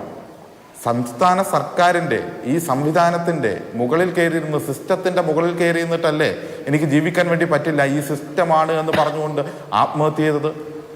പൊതുവിദ്യാഭ്യാസ ഡയറക്ടറുടെ കെട്ടിടത്തിൻ്റെ, എൻട്രൻസ് കമ്മീഷണർ കെട്ടിടത്തിൻ്റെ 7ാം നിലയിൽ കയറി അതിൻ്റെ മുകളിൽ നിന്ന് ആത്മഹത്യ ചെയ്യാൻ വണ്ടി വിളിച്ച് അവിടത്തോളം എത്തിയതെന്തിനാണ്? UDFന്റെ ഭരണകാലം അത്രയും സഹിക്കാൻ പറ്റാത്തതുകൊണ്ടാണ്, ജീവിക്കാൻ വേണ്ടി പറ്റില്ല സിസ്റ്റത്തിന്റെ ഉത്തരവാദിത്തം അന്നത്തെ സർക്കാരിനുണ്ടായിരുന്നു അല്ലെ? ഇന്നത്തെ ഈ സിസ്റ്റത്തിന്റെ ഉത്തരവാദിത്തം ഇന്നത്തെ സർക്കാരിനില്ല എന്ന് അങ്ങ് പറഞ്ഞു വെക്കുകയും ചെയ്യുന്നുവോ? അല്ല, ഞാൻ അങ്ങയെ പൂർണ്ണമായി തുടർച്ചയായി ഇടപെടുകയല്ല. ഞാൻ പൂർണ്ണമായി അങ്ങയെ തുടർച്ചയായി ഇടപെടുകയല്ല. ഒരു സെറ്റ് ചെയ്ത് വെച്ച ഒരു പാനലുണ്ട്. ആ പാനലിന്റെ കാര്യമടക്കം ഞാൻ പറയാം. ഞാൻ പ്രകോപിതയാകാൻ തയ്യാറല്ല ശ്രീ സജീഷ്. അല്ല, ഞാൻ തുടർച്ചയായി അങ്ങയുടെ ഓരോ സെന്റൻസിലും ഇതുവരെ ഇടപെട്ടില്ല. ഒരു നിമിഷം, എനിക്ക് അവതരിപ്പിക്കാനുള്ള കാര്യങ്ങൾ അവതരിപ്പിക്കാൻ മാധു സമയം തരുമെങ്കിൽ മാത്രം ഞാൻ ഇരിക്കും. ഇല്ലെങ്കിൽ പങ്കെടുക്കണം എനിക്ക് യാതൊരു നിർബന്ധവുമില്ല. ഞാൻ മാധുവിനോട് ആദ്യമേ ഞാൻ അങ്ങേക്ക് സമയം തരും, അതിനൊന്നും ഒരു സംശയവുമില്ല. ഈ ചർച്ചയുടെ തുടക്കത്തിൽ അങ്ങയോട് 2 തവണ 2 ചോദ്യങ്ങൾക്ക് പൂർണ്ണമായി അങ്ങ് മറുപടി പറയുന്നത് വരെ ഞാൻ കാത്തിരുന്നു. മറ്റാർക്കും 2 അവസരം ഉണ്ടായിരുന്നില്ല. രണ്ടല്ല, മുഴുവൻ ചോദ്യങ്ങൾക്കും ഞാൻ മറുപടി പറയാം. മുഴുവൻ ചോദ്യങ്ങൾക്കും മറുപടി പറയാം. മാധു ആദ്യം ഇവിടെ ഇവർ നിരത്തിവെച്ച, താങ്കൾ സെറ്റ് ചെയ്തു വെച്ച ഈ പാനൽ പറഞ്ഞ കാര്യങ്ങൾക്ക് എനിക്ക് അല്പവാചകത്തിലെങ്കിലും മറുപടി പറയാനുള്ള സാമാന്യമായ ഒരു നീതി ഈ ചർച്ചയിൽ കാണിക്കണം. ചില ചർച്ചകളിൽ ശരിയാണ്, ഓരോ വാക്കിനും ഓരോ സെന്റൻസിനും അങ്ങോട്ടും ഇങ്ങോട്ടും ഇടപെടൽ ഉണ്ടാകുന്ന ചർച്ചകളൊക്കെ ഉണ്ടാകാറുണ്ട്. ഈ ചർച്ച അങ്ങനെയല്ല. ഈ ചർച്ച അങ്ങനെയല്ല ഈ നിമിഷം വരെയും പോയിരിക്കുന്നത്. അതുകൊണ്ട് അങ്ങ് അതിനെപ്പറ്റി നല്ല ബോധ്യമുള്ള ഒരാളാണ് എന്ന് എനിക്ക് അറിയുകയും ചെയ്യാം. ശ്രീ SK സജീഷ്, ഞാൻ അങ്ങയുടെ ചർച്ചയിൽ തുടർച്ചയായി ഇടപെട്ട ഒരാളല്ല. അതുകൊണ്ട് തന്നെ ഒരു ഉപചോദ്യമൊക്കെ ചോദിക്കാനുള്ള അവസരം അങ്ങ് എനിക്ക് തരണം. അതായത് അങ്ങ് തന്നെ പറയുന്നു ഈ സർക്കാർ നന്നായി പോകരുത് എന്ന്, സർക്കാർ നന്നായി പോകരുത് എന്ന് നല്ല ആഗ്രഹമുള്ള പലരും ഇതിന്റെ ഭാഗമായി പ്രവർത്തിക്കുന്നു എന്നുള്ളത്. ഏറ്റവും ശക്തിയുള്ള സർവീസ് സംഘടനകൾ തന്നെ LDFന്റേത് തന്നെയാണ്. ഏറ്റവും മികച്ച രീതിയിൽ മുന്നോട്ട് പോകുന്ന ഒരു സർക്കാർ ഇതിനെയൊക്കെ അതിജീവിച്ചാണ് പോകുന്നത് എന്ന് അങ്ങ് പറയുമ്പോൾ, ഏറ്റവും മികച്ച രീതിയിൽ എന്ന് പറയുന്നിടത്താണ് 3ഓ 4ഓ വകുപ്പുകളുമായി ബന്ധപ്പെട്ട ഏകോപനമില്ലായ്മയും ഉത്തരവാദിത്തമില്ലായ്മയും സിസ്റ്റം തകർച്ചയും ഈ മരണത്തിന് കാരണമായി എന്ന് വിമർശനം ഉണ്ടാകുന്നത്. ഇനി UDF പ്രതിനിധികളായ 2 പേരുണ്ടായി എന്ന് അങ്ങ് പറയുന്നു. ശരിയാണ്, ഉല്ലാസ് കോവൂരിനെ വിളിച്ചിരിക്കുന്നത് ആ പ്രദേശത്തു നിന്നുള്ള നേതാവ് എന്ന നിലയ്ക്ക് കൂടിയുള്ളതാണ് എന്ന് ഞാൻ വ്യക്തമാക്കാൻ ആഗ്രഹിക്കുന്നു. ഇനി അങ്ങ് പറയൂ. ശ്രീമതി മാധു, ഞാനിപ്പോ ഒരു കാര്യം പറയട്ടെ. താങ്കൾ ചോദിച്ച ചോദ്യത്തിന് ഞാൻ മറുപടി പറയാം, പക്ഷെ എനിക്ക് പൂർത്തീകരിക്കാനുള്ള കാര്യങ്ങൾ പൂർത്തീകരിക്കണം. താങ്കൾ ചോദിച്ച ചോദ്യം നമ്മൾ തമ്മിലുള്ള സംവാദമായി പോയിട്ടുണ്ട്. ഞാൻ ആ ചോദ്യം കേട്ടിട്ടില്ല. അതുകൊണ്ട് എനിക്ക് പറയാനുള്ള കാര്യം പറയും. പറഞ്ഞതിന് ശേഷം താങ്കളുടെ ചോദ്യത്തിന് മറുപടി പറഞ്ഞിട്ടേ ഞാൻ പോകൂ. അല്ലാതെ ഇതിന്റെ ഇടയിൽ വേറെ ഒരു ജോലിയും ഇല്ല. ഇതിനായിട്ട് തുടർച്ചയായി ഒരു ഉപചോദ്യം പോലും അംഗീകരിക്കില്ല എന്ന നിലപാട് സ്വീകരിച്ചാൽ കേൾക്കാൻ കഴിയില്ല. അങ്ങ് പറഞ്ഞോളൂ. ആയിക്കോട്ടെ, ഓക്കെ ആയിക്കോട്ടെ. ഞാൻ അത്രയും എന്താണ് ഒരു മോശമായ ഡിബേറ്റിൽ പങ്കെടുക്കുന്ന ആളാണെന്ന് താങ്കൾ വിലയിരുത്തിക്കോളൂ. പക്ഷേ എനിക്കിവിടെ പറയാനുണ്ട്. ഞാൻ ഏതായാലും ഈ സമയത്തിന് അതിന് വന്നാണല്ലോ. ഓക്കെ, പറയട്ടെ. അപ്പോൾ ഒരു കാര്യം, ഈ തർക്കമുണ്ടാക്കുന്ന ചില പ്രയാസങ്ങളുണ്ട്. അത് മാധുവിന് മനസ്സിലാവില്ല. ഇവർ പറഞ്ഞു വെച്ച ആളുകളുടെ ഇടയിൽ പ്രചരിപ്പിക്കാൻ വേണ്ടി വെച്ച നുണകളുണ്ട്. ഇവരുടെ രീതി എന്ത്? ഇവർ വൈകാരികമായി 2 UDF പ്രതിനിധികൾ ഇരുന്നിട്ട് പരസ്പരം വൈകാരികമായി സംസാരിച്ചുകൊണ്ടിരിക്കുകയാണ്. അതിന് അവരെയൊന്നും പറയാനില്ല. ഇവരുടെ നേതാവായിട്ടുള്ള തിരുവഞ്ചൂർ പണ്ട് ഇതുപോലെ ഒരു ചാനൽ ചർച്ചയിൽ പറഞ്ഞത് നമുക്ക് ഓർമ്മയുണ്ട്. ആദ്യം ഒരു പ്രളയം വരും, പിന്നെ ഒരു വരൾച്ച വരും, ഉരുൾപൊട്ടൽ വരും, ഇതെല്ലാം വന്നു കഴിഞ്ഞാൽ ഞങ്ങൾ അധികാരത്തിലും വരും. അങ്ങനെ ഉള്ള മനസ്സായതുകൊണ്ടാണ് നിങ്ങൾ അധികാരത്തിൽ വരണ്ട, നിങ്ങളുടെ മനസ്സതാണ് എന്ന് കേരളത്തിലെ ജനങ്ങൾ തീരുമാനിച്ചത് എന്നും നമ്മുടെ മുന്നിൽ അനുഭവമുണ്ട്. ഇവിടെ എന്തെല്ലാമാണ് ചിത്രീകരിക്കുന്നത്? ഭയത്തിന്റെ ഭാഗമായിട്ട് ഇവിടെ ഈ തരത്തിലാണ് ഗവൺമെന്റ് ഇടപെടുന്നത്. ഈ രീതിയിലെല്ലാമാണല്ലോ പറഞ്ഞുകൊണ്ടിരിക്കുന്നത്. ഈ രീതിയിൽ പറഞ്ഞ് ഇവർ പലയിടത്തും കുടുംബത്തിലുൾപ്പെടെ പോയിട്ട് രാഷ്ട്രീയമായി ഇടപെട്ട് ബിന്ദുവിൻ്റെ കുടുംബത്തിലും മറ്റു മരണം നടന്ന കുടുംബത്തിലും ഒക്കെ പോയിട്ട് പരമാവധി പരിശ്രമിച്ചു നോക്കി. അതിന് കുടുംബത്തെ പോലും ഇവർക്ക് രാഷ്ട്രീയപരമായി കിട്ടുന്നില്ല എന്നുള്ളതിൻ്റെ ഒരു പ്രയാസം കൂടി അവർ കാണിക്കുന്നുണ്ട്. പിന്നെ ഇവിടെ ശങ്കുട്ടി ദാസ് സംസാരിച്ച കാര്യമുണ്ട്. അദ്ദേഹത്തിൻ്റെ സംസാരം, BJPയുടെ പ്രതിനിധിയുടെ സംസാരമെല്ലാം കേട്ടാൽ അദ്ദേഹം പറയുകയാണ് സിസ്റ്റം ഞങ്ങൾക്ക് അതീതമാണ് എന്നുള്ള രീതിയിലാണ് പറയുന്നത്. സിസ്റ്റം രാജ്യത്ത് ഒരുപാടുണ്ടല്ലോ ശ്രീ ശങ്കുട്ടി ദാസ്. എന്തേ ഗുജറാത്തിലെ സിസ്റ്റം വർക്ക് ചെയ്യാത്ത സിസ്റ്റമാണോ? എത്രയോ കാലമായി ഒരു കലാപാനന്തരം തുടർച്ചയായി ഒരു വംശഹത്യക്ക് ശേഷം അവിടെ ഗുജറാത്ത് ഭരിച്ചുകൊണ്ടിരിക്കുകയാണല്ലോ. പാലം നിന്ന നിപ്പിന് പൊളിഞ്ഞു വീഴുകയാണ്. പാലം പൊളിഞ്ഞു വീണിട്ട് 100ഓളം പാലം ഇപ്പം എന്ത് ചെയ്തിരിക്കുകയാണ്, അടച്ചിട്ടിരിക്കുകയാണ്. ഒരു സംസ്ഥാനത്ത് 100 പാലങ്ങളോളം അടച്ചിട്ടിരിക്കുകയാണ്. സിസ്റ്റം ഇങ്ങനെ തൂർന്ന് വീഴുന്നുണ്ട്. എന്നിട്ട് ഇവിടെ വന്നിട്ട് വലിയ വർത്തമാനം പറഞ്ഞുകൊണ്ടിരിക്കുകയാണ്. ഇവിടെ വിമാനാപകടം ഉണ്ടായി, അങ്ങനെ പല കാര്യങ്ങളും സ്വിച്ച് ഓഫായി പോയതാണ്. ഈ രാജ്യത്തെ ജനങ്ങളെ സംരക്ഷിക്കാനുള്ള സിസ്റ്റം നന്നായി വർക്ക് ചെയ്തുകൊണ്ടിരിക്കുകയാണല്ലോ. പെഹൽഗാമിൽ അവിടെ ആളുകൾ കൂട്ടക്കൊല ചെയ്യപ്പെടുമ്പോൾ ഒരു സൈനികൻ പോലും ഉണ്ടായിട്ടില്ല. സിസ്റ്റത്തിനകത്ത് ഒരു സൈനികൻ, ആശുപത്രിയിൽ കൊണ്ടുപോകാനുള്ള ഒരു സംവിധാനം പോലും ഉണ്ടായിട്ടില്ല. ഒരു കാര്യം, എന്നിട്ട് സിസ്റ്റത്തെക്കുറിച്ച് വാചാലമായി സംസാരിച്ചുകൊണ്ടിരിക്കുകയാണ് BJP പ്രതിനിധി. അത് സംസാരിക്കട്ടെ. ഞങ്ങളുടെ ഭാഗത്ത് പോരായ്മയുണ്ടെങ്കിൽ ആ പോരായ്മ അംഗീകരിച്ചുകൊണ്ട് തിരുത്തുകയും തെറ്റായ കാര്യങ്ങൾ ഉണ്ടായിട്ടുണ്ടെങ്കിൽ ആ തെറ്റ് ആവർത്തിക്കപ്പെടാതിരിക്കാനുള്ള ശക്തമായ നിലപാട് സ്വീകരിക്കുകയും ചെയ്യും. അദ്ദേഹം പറഞ്ഞു നിങ്ങളെല്ലാം ശരിയാകും എന്ന് പറഞ്ഞിട്ടല്ലേ അധികാരത്തിൽ വന്നത്. ശരിയാണ്. കേരളത്തിലെ UDF ഭരണത്തിന്റെ കാലത്ത് എല്ലാം തകർന്നു പോയിരുന്നു. Power കട്ടും load ഷെഡിങ്ങും. രാത്രിയായാലും ഇതുപോലെ വെളിച്ചത്തിൽ ഇരിക്കാൻ വേണ്ടി കഴിയുമായിരുന്നോ? ഇല്ലായിരുന്നു. 9 വർഷം മുമ്പ് ഇവിടുത്തെ വിദ്യാഭ്യാസ മേഖല ഞാൻ നേരത്തെ പറഞ്ഞ പോലെ തകർന്ന് തരിപ്പണമായിരുന്നു. കുട്ടികൾ കൊഴിഞ്ഞു പോയതായിരുന്നു. പാഠപുസ്തകങ്ങളില്ലായിരുന്നു, പരീക്ഷയില്ലായിരുന്നു. അങ്ങനെ ഒരു കാലത്തുനിന്ന് ശരിയാക്കിയതാണ്, ശരിയായിട്ടുണ്ട്, ഇനിയും ശരിയാകേണ്ടതുണ്ട്, അത് ശരിയാക്കുകയും ചെയ്യും. എന്നാൽ ആ കാലത്തേക്കാൾ എത്രയോ മെച്ചപ്പെട്ടതാണ് എന്ന് 10 ലക്ഷം ആളുകൾക്ക്, കുട്ടികൾക്ക് ബോധ്യപ്പെട്ടിട്ടാണല്ലോ അവർ പൊതുവിദ്യാലയത്തിലേക്ക് കടന്നു വരുന്നത്. അതുപോലെ എല്ലാ മേഖലയിലും, ഞാനതിൻ്റെ വിശദാംശങ്ങളിലേക്കൊന്നും പോകുന്നില്ല, ആരോഗ്യ മേഖലയിൽ ഈ രാജ്യത്ത് ഈ ഹൃദയം മാറ്റിവെക്കൽ ശസ്ത്രക്രിയയും നമ്മൾ ഒരു വിദ്യാലയത്തിൽ നിന്ന് ഷോക്കേറ്റ് ഒരു കുട്ടി മരിച്ചതുമായി ബന്ധപ്പെട്ടു കോട്ടയം മെഡിക്കൽ കോളേജിൽ സ്ത്രീ മരിച്ചതുമായി ബന്ധപ്പെട്ടു തിരുവനന്തപുരം മെഡിക്കൽ കോളേജിൽ ആവശ്യത്തിനുള്ള ഉപകരണങ്ങൾ ഇല്ലാത്തതിന്റെ പേരിൽ ശസ്ത്രക്രിയ മുടങ്ങിയതുമായി ബന്ധപ്പെട്ട കാര്യങ്ങളൊക്കെയാണ് പോയ ദിവസങ്ങളിൽ ചർച്ച ചെയ്ത് കേട്ടോ. അങ്ങ് പറഞ്ഞു വരുമ്പോൾ നമ്മൾ ഇതിന്റെ ഒന്നിനും പേരിലല്ല സർക്കാരിന്റെ പ്രോഗ്രസ് കാർഡ് അവതരിപ്പിച്ചു. ഞാൻ പറയാം. ഒരു കാര്യം ഞാൻ പറഞ്ഞല്ലോ, ഇവിടെ ഈ സിസ്റ്റത്തിനകത്ത് കേന്ദ്ര സർക്കാരിൻ്റെ ഒരുപാട് പ്രശ്നമുണ്ട്. കേരളത്തെ സാമ്പത്തികമായി ഞെരുക്കി ഇതെല്ലാം ഇല്ലാതാക്കാൻ അവർ നടത്തുന്ന ഒരു ശ്രമം ഒരു ഭാഗത്ത് നിൽക്കുന്നുണ്ട്. അത് നിൽക്കുമ്പോഴും ഒരു കാര്യം നമ്മൾ കാണേണ്ടത്, UDFന്റെ കാലത്ത് ഈ പറഞ്ഞ ശസ്ത്രക്രിയയുമായി ബന്ധപ്പെട്ട സ്റ്റെൻഡ് ഇല്ലാത്ത പ്രശ്നമല്ല ഉണ്ടായിരുന്നത്. ഇവിടെ പാരാസെറ്റമോൾ ഗുളിക കിട്ടാനില്ലായിരുന്നു, ആശുപത്രിയിൽ ഡോക്ടറില്ലായിരുന്നു, ഒരു PSCയിലും ഡോക്ടർ ഉണ്ടായിരുന്ന സംവിധാനം ഉണ്ടായിരുന്നില്ല.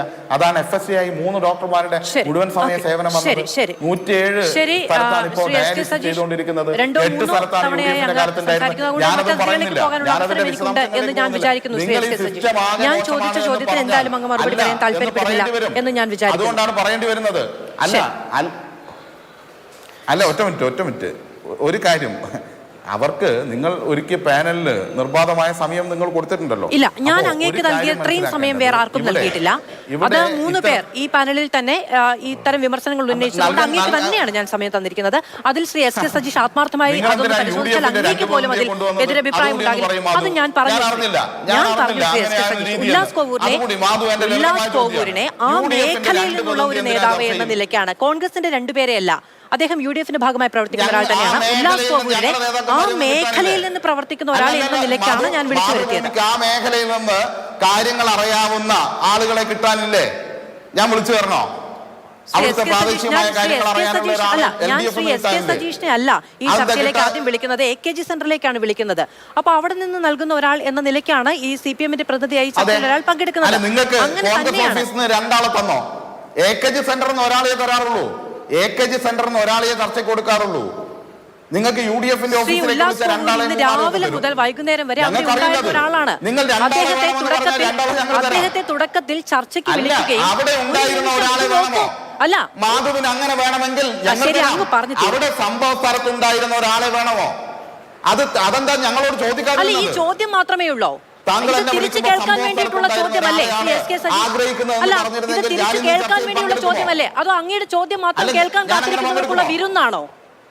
ഇത് അക്ഷയപാത്രമാണോ? ഇതിൽ അവസാനിക്കില്ലേ? അങ്ങ് എന്നോടൊരു ചോദ്യം ചോദിക്കുന്നത് എത്രാമത്തെ തവണയാണ്? എന്തിനാണ് ഉല്ലാസ് കോവൂരിനെ കൂടി വിളിച്ചു വരുത്തിയത് എന്ന് അങ്ങ് ചോദിക്കുന്നു. അതിന് മറുപടി എനിക്ക് പറയാൻ കഴിയില്ലേ? എനിക്ക് പറയാനുള്ള സാവകാശമില്ലേ? ഞാൻ ചോദിക്കുന്നു, പറഞ്ഞോളൂ. തീർച്ചയായും പറഞ്ഞോളൂ. ഞാൻ ശ്രീ ഉല്ലാസ് കോവൂരിനെയും ശ്രീ കോവൂർ കുഞ്ഞുമോനെയും രണ്ട് വ്യത്യസ്തമായ രാഷ്ട്രീയ ധാരയിലുള്ളവരാണല്ലോ. രാവിലെ മുതൽ ശ്രമിക്കുന്നതാണ്. ഇന്ന് അവിടെ ഈ പറയുന്ന സംസ്കാര ചടങ്ങുമായി ബന്ധപ്പെട്ട് അവർ രണ്ടുപേരും തിരക്കിലായിരുന്നു. അവരിൽ നിന്ന് കൃത്യമായ മറുപടി കിട്ടുന്നുമുണ്ടായിരുന്നില്ല. ഈ 3 പേരെ ചർച്ചയ്ക്ക് വിളിച്ചതിന് ശേഷമാണ് ശ്രീ ഉല്ലാസ് കോവൂറുമായി കൃത്യമായി കമ്മ്യൂണിക്കേറ്റ് ചെയ്യാൻ കഴിഞ്ഞത്. അപ്പോൾ അദ്ദേഹം അത് കമ്മിറ്റ് ചെയ്യുകയും ചെയ്തു. അദ്ദേഹം ഇന്ന് രാവിലെ മുതൽ അവിടെ ഉണ്ടായിരുന്ന ഒരാളാണ്. ഞാൻ അദ്ദേഹത്തോട് വളരെ പ്രാദേശികമായ കാര്യമാണ് ചോദിച്ചത്. പൊതു രാഷ്ട്രീയവുമായി ബന്ധപ്പെട്ട ഒറ്റ ചോദ്യം ഞാൻ അദ്ദേഹത്തോട് ചോദിച്ചില്ല. അവിടെ ഇന്ന് ആ 3 ഫേസ് കേബിൾ അഴിച്ചു മാറ്റുന്നതുമായി ബന്ധപ്പെട്ട കാര്യം വളരെ പ്രാദേശികമായ കാര്യമാണ് ഞാൻ അങ്ങോട്ട് ചോദിച്ചത്. ആ ചോദ്യത്തിനുള്ള ഉത്തരം എനിക്ക് ലഭിക്കാൻ വേണ്ടിയാണ് ഞാൻ ശ്രീ ഉല്ലാസ് കോവൂരെ വിളിച്ചു വരുത്തിയത്. ഇനി ഒരു മിനിറ്റ്, എനിക്കറിയാം ഞാൻ എങ്ങനെയാണ് ഈ പാനലുമായിരിക്കുന്നതെന്ന് ശ്രീ എസ് കെ സജീഷ്. അതുകൊണ്ടാണ് ആദ്യഘട്ടത്തിൽ ഞാൻ അങ്ങയോട് 2 തവണ ചോദിക്കുകയും ആ 2 ചോദ്യങ്ങൾക്ക് അങ്ങ് പൂർണ്ണമായി ഉത്തരം പറയുകയും ചെയ്തത്. അതിനുശേഷം ഓരോ തവണയാണ് ഞാൻ മറ്റെല്ലാ പാനലിസ്റ്റുകളിലേക്ക് പോയത്. ആ ഒരാൾ കൂടി അധികമായിരിക്കുന്നത് കൊണ്ട് അങ്ങേക്ക് ഒരു അവസരം കൂടുതലായി നൽകണമെന്ന ബോധ്യം എനിക്കുള്ളത് കൊണ്ടാണ് ഇത്തവണയും 3 തവണ ഞാൻ അങ്ങോട്ട് ചോദ്യം ചോദിച്ചു. അങ്ങേക്ക് കൂടുതൽ സമയം തന്നിട്ടുണ്ട്. ആ ബോധ്യം എനിക്കുണ്ട് ശ്രീ എസ് കെ സജീഷ്. ശ്രീ രാജു നായർ അല്ലല്ല, ഇല്ല എന്ന് അങ്ങ് പറഞ്ഞ പോരാ. എനിക്ക് നല്ല ബോധ്യമുണ്ട്. അതുകൊണ്ടാണ് അങ്ങയോട് 2 തവണ ആദ്യം ചോദിച്ചത്, മറ്റെല്ലാവരിലേക്കും ഓരോ തവണ മാത്രം പോയത്. രണ്ടാമത്തെ തവണയും അങ്ങയിലേക്ക് വരുമ്പോൾ അങ്ങയോട് കൂടുതൽ ചോദ്യം ചോദിക്കും, അങ്ങേക്ക് കൂടുതൽ സമയം തരികയും ചെയ്യുന്നത് ഈ പാനൽ അങ്ങനെ ആയതുകൊണ്ടാണ്, എനിക്ക് ആ ജനാധിപത്യ ബോധ്യം ഉള്ളത് കൊണ്ടാണ് എന്ന് ഞാൻ അങ്ങയോട് വിനയ പുരസ്സരം പറയുന്നു. തെറ്റിദ്ധരിപ്പിക്കരുത്. അങ്ങനെ മാധു തെറ്റിദ്ധരിപ്പിക്കുന്ന രീതി സ്വീകരിക്കരുത്. ആദ്യം ഞാൻ സംസാരിച്ചു, പിന്നീട് അവർ 3 പേരും സംസാരിച്ചു, എന്നിട്ട് ഞാൻ സംസാരിച്ചു. ഇനി എന്നിൽ നിന്നും താങ്കൾ പോകും. അല്ല, അതല്ല ഞാൻ പറഞ്ഞത്. ഈ ചർച്ചയുടെ തുടക്കത്തിൽ അങ്ങയോട് 2 തവണ പൂർണ്ണമായും ഇടപെടാതെ 2 തവണ അങ്ങേക്ക് സംസാരിക്കാനുള്ള അവസരം നൽകി എന്നാണ് ഞാൻ പറഞ്ഞത്. അത് മറ്റ് പാനലിസ്റ്റുകളിൽ ഏറ്റക്കുറച്ചിലുള്ളത് കൊണ്ടാണ് എന്നാണ് പറഞ്ഞത്. പറയുന്നതെങ്കിലും ഒന്ന് കേൾക്കൂ. ശ്രീ രാജു പി നായർ. ശ്രീ രാജു പി നായർ, ഇപ്പോ മനുഷ്യാവകാശ കമ്മീഷൻ അവിടെ പോയിട്ട് പറയുകയാണ് എല്ലാം ഉന്നത നിലവാരത്തിലുള്ളത് എന്ന അവകാശവാദങ്ങൾ കേട്ടിട്ടുള്ളവരാണ് നമ്മൾ. ഈ സ്കൂളിലേക്ക് വരുന്ന സമയത്ത് ഇതിന്റെ പൊട്ടിപ്പൊളിഞ്ഞ സാഹചര്യം, ഇതിന്റെ വിദ്യാർത്ഥികൾക്ക് പഠിക്കാനുള്ള സാഹചര്യം അത് വിശ്വസിക്കാനാകുന്നതല്ല എന്നുള്ളത്. ഒരു മാനേജ്മെന്റ് സ്കൂളാണ്, പൊതുവിദ്യാഭ്യാസ വകുപ്പ് നേരിട്ട് നടത്തുന്ന സർക്കാർ സ്കൂളൊന്നുമല്ല. പക്ഷെ മാനേജ്മെന്റ് സ്കൂളാണ് എന്നിരുന്നാലും അതിനുള്ളിലുള്ള കുട്ടികൾക്കുള്ള സാഹചര്യങ്ങളെ വിലയിരുത്തേണ്ടത്, അത് മെച്ചപ്പെടുത്തേണ്ടത് ഈ സിസ്റ്റത്തിന്റെ, ഞാൻ സിസ്റ്റം എന്ന് തന്നെയാണ് പറയുന്നത്. അപ്പോൾ ഈ സിസ്റ്റത്തിന്റെ പ്രശ്നമാണ്. അവിടെ എന്തെങ്കിലും തരത്തിലുള്ള പോരായ്മകൾ വന്നിട്ടുണ്ടെങ്കിൽ അവിടെ ഇൻസ്പെക്ഷൻ നടത്തേണ്ടത്, ആ പോരായ്മകൾ ചൂണ്ടിക്കാണിക്കേണ്ടത്, അല്ലെങ്കിൽ നേരത്തെ പറഞ്ഞതുപോലെ KSEBക്ക് ഇതിലൊരു വീഴ്ചയുണ്ട് എന്ന് തോന്നിയിട്ടുണ്ട് എങ്കിൽ സ്കൂളുമായോ മറ്റുള്ള ആരുമായോ കൺസൾട്ട് ചെയ്യുകയോ അവരുടെ അനുമതി വാങ്ങുകയോ ഒന്നും ചെയ്യേണ്ടതില്ല. അത് അത്തരത്തിൽ വളരെ പ്രോയാക്റ്റീവായി KSEB ഇതിനു മുൻപ് പെരുമാറിയിട്ടുള്ള അനുഭവങ്ങൾ നമ്മുടെ മുന്നിലുണ്ട്. അപ്പോൾ ഇതിൽ ഒരു നിസ്സംഗത, ഒരു കണ്ണടച്ചു വെക്കൽ, പോകട്ടെ ആ വഴിക്ക് എന്നുള്ള ഒരു നിസ്സംഗത വളരെ കാര്യമായി പ്രതിഫലിക്കുന്നുണ്ട്. മാധു, എന്തായാലും ശ്രീ സജീഷിന്റെ പരാതിയെ സംബന്ധിച്ച് എനിക്ക് മറുപടി പറയാനുണ്ടായിരുന്നു. പക്ഷേ ഈ വിഷയമല്ലായിരുന്നെങ്കിൽ ഞാൻ അത് പറയുമായിരുന്നു. എന്തായാലും കഴിഞ്ഞ ദിവസം ഇതേ ഫ്ലോറിൽ തന്നെ അത്തരത്തിലൊരു ഏകപക്ഷീയമായ ഒരു പാനൽ ഉണ്ടായതിൻ്റെ പ്രതിഷേധം ഞാൻ പറഞ്ഞപ്പോൾ അല്പനേരം നിശബ്ദമായിരുന്നൊരു വീഡിയോ എടുത്ത് ആഘോഷിക്കുന്നവരാണ് ഇവർ. അന്ന് CPM, DYFI, CPMന്റെയും AIVFന്റെയും പ്രതിനിധി ഉണ്ടായി, അവതാരകരും അവർക്ക് വേണ്ടി വന്നു. എന്തായാലും ഞാൻ അതിലേക്ക് കടക്കുന്നില്ല, കാരണം ഞാൻ ആ കുഞ്ഞിനോട് അതെന്റെ സ്ഥാപനത്തിനെതിരെ കൂടിയുള്ള ഒരു കാര്യമാണ്. ആ നിലയ്ക്കുള്ള ഏതെങ്കിലും ഒരു നിലപാട്, രാഷ്ട്രീയ നിലപാടിനൊപ്പം നിൽക്കുക എന്ന് പറയുന്നില്ല. നിലപാടിനൊപ്പം നിൽക്കലുണ്ട്, രാഷ്ട്രീയ നിലപാടിന് പലതരത്തിൽ. അതങ്ങനെ ഏറ്റക്കുറി അളന്നു തൂക്കിയുള്ള പാനലുകളൊന്നും അല്ല ഉണ്ടാകുന്നത്. വിഷയാധിഷ്ഠിതമാണ് പാനലുകൾ. അതൊക്കെ എല്ലാവർക്കും അനുകൂലമായി പല ഘട്ടങ്ങളിൽ വരാറുണ്ട്. അല്ല, അതുപോലെ അത് ഞാൻ പറഞ്ഞു. അപ്പൊ അല്ല, സമാനമാണ്. അല്ല മാധു, സമാനമാണ്. അന്നത്തെ ചർച്ചയിൽ CPM ഉണ്ടായിരുന്നു, AIVF ഉണ്ടായിരുന്നു, ഞാനൊരാളായിരുന്നു എന്നുള്ളതുണ്ട്. അപ്പൊ സജീഷ് പക്ഷെ നോക്കൂ, ഈ സജീഷ് ഈ ചർച്ചയിൽ പറയുന്ന കാര്യങ്ങൾ പോലും ആ കുഞ്ഞിനോട് നീതി പുലർത്താത്തതല്ലേ? വിമാന അപകടം ഉണ്ടായ സംഭവത്തെ വരെ ഉപയോഗിച്ചുകൊണ്ട് ഈ കെടുകാര്യസ്ഥയെ ന്യായീകരിക്കാൻ ശ്രമിക്കുന്നത് എത്രമാത്രം ഇൻസെൻസിറ്റീവ് ആണെന്ന് നോക്കൂ. ആ കുഞ്ഞിന്റെ കുടുംബത്തിൽ ആരെങ്കിലും ചിലപ്പോൾ ഈ ചർച്ച കണ്ടാൽ സജീഷ് എന്തായിരിക്കും അവസ്ഥ?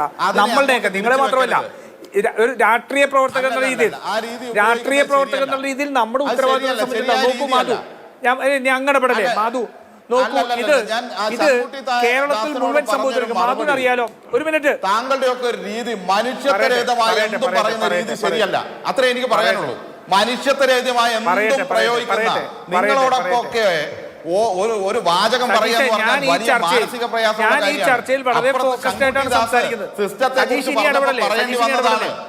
സജീഷ് ഇനി ഇടപെടലേ? അല്ല, ഞാൻ ഞാൻ താങ്കളോട് ഇടപെടാനില്ല. എന്തിനാണ് ഗുജറാത്തിലെ റോഡുകൾ ഉൾപ്പെടെ പറഞ്ഞല്ലോ? കുറച്ചുകൂടി നിങ്ങളുടെ സർക്കാരിന്റെ കഴിവുകേടിനെ കുറിച്ചും നിങ്ങളുടെ സർക്കാരിന്റെ പിടിപ്പുകേടിനെ കുറിച്ചാണ് പറഞ്ഞത്. നോക്കൂ മാധു, ഞാൻ ഉദയംപേരൂർ പഞ്ചായത്തിൽ നിന്നാണ്. നിങ്ങൾ ഒരു 3-4 മാസങ്ങൾക്ക് മുമ്പ് അവിടെ സ്റ്റോർ ചെയ്താണ് അവിടുത്തെ ഒരു സ്കൂൾ കെട്ടിടം തകർന്നു വീണ് നിമിഷങ്ങളുടെ വ്യത്യാസത്തിൽ കുട്ടികൾ രക്ഷപ്പെട്ടതിനെ സംബന്ധിച്ച് കേരളത്തിലെ മുഴുവൻ വിദ്യാഭ്യാസ സ്ഥാപനങ്ങളുടെയും അവസ്ഥ ഇതാണ്. കേരളത്തിൽ ഇന്ന് സ്കൂളുകൾക്കകത്തുള്ള ബസ്സുകൾ പോലും ഓടിക്കാൻ കഴിയാത്ത രീതിയിൽ, കാരണം അതിന് ഡീസൽ അടിക്കാൻ കഴിയില്ല, അതിന് റിപ്പയർ ചെയ്യാൻ കഴിയില്ല, ഇൻഷുറൻസ് എടുക്കാൻ കഴിയില്ല.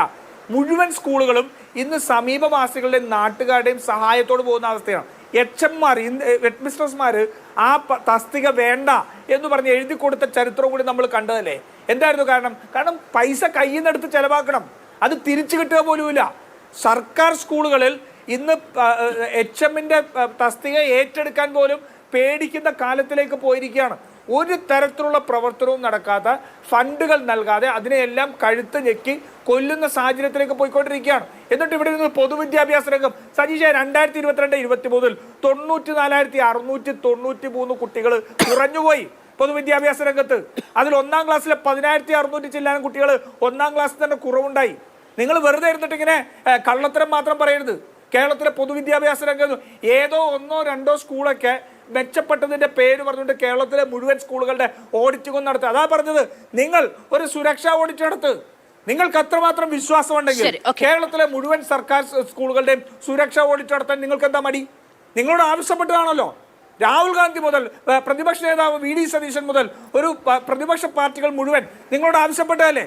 നിങ്ങൾ ആ സുരക്ഷാ ഓഡിറ്റ് നടത്തിയിട്ട് ഇതായിരിക്കുന്നു റിപ്പോർട്ട് എന്ന് പറയാൻ നിങ്ങൾക്ക് ധൈര്യമുണ്ടോ? ധൈര്യമില്ലല്ലോ.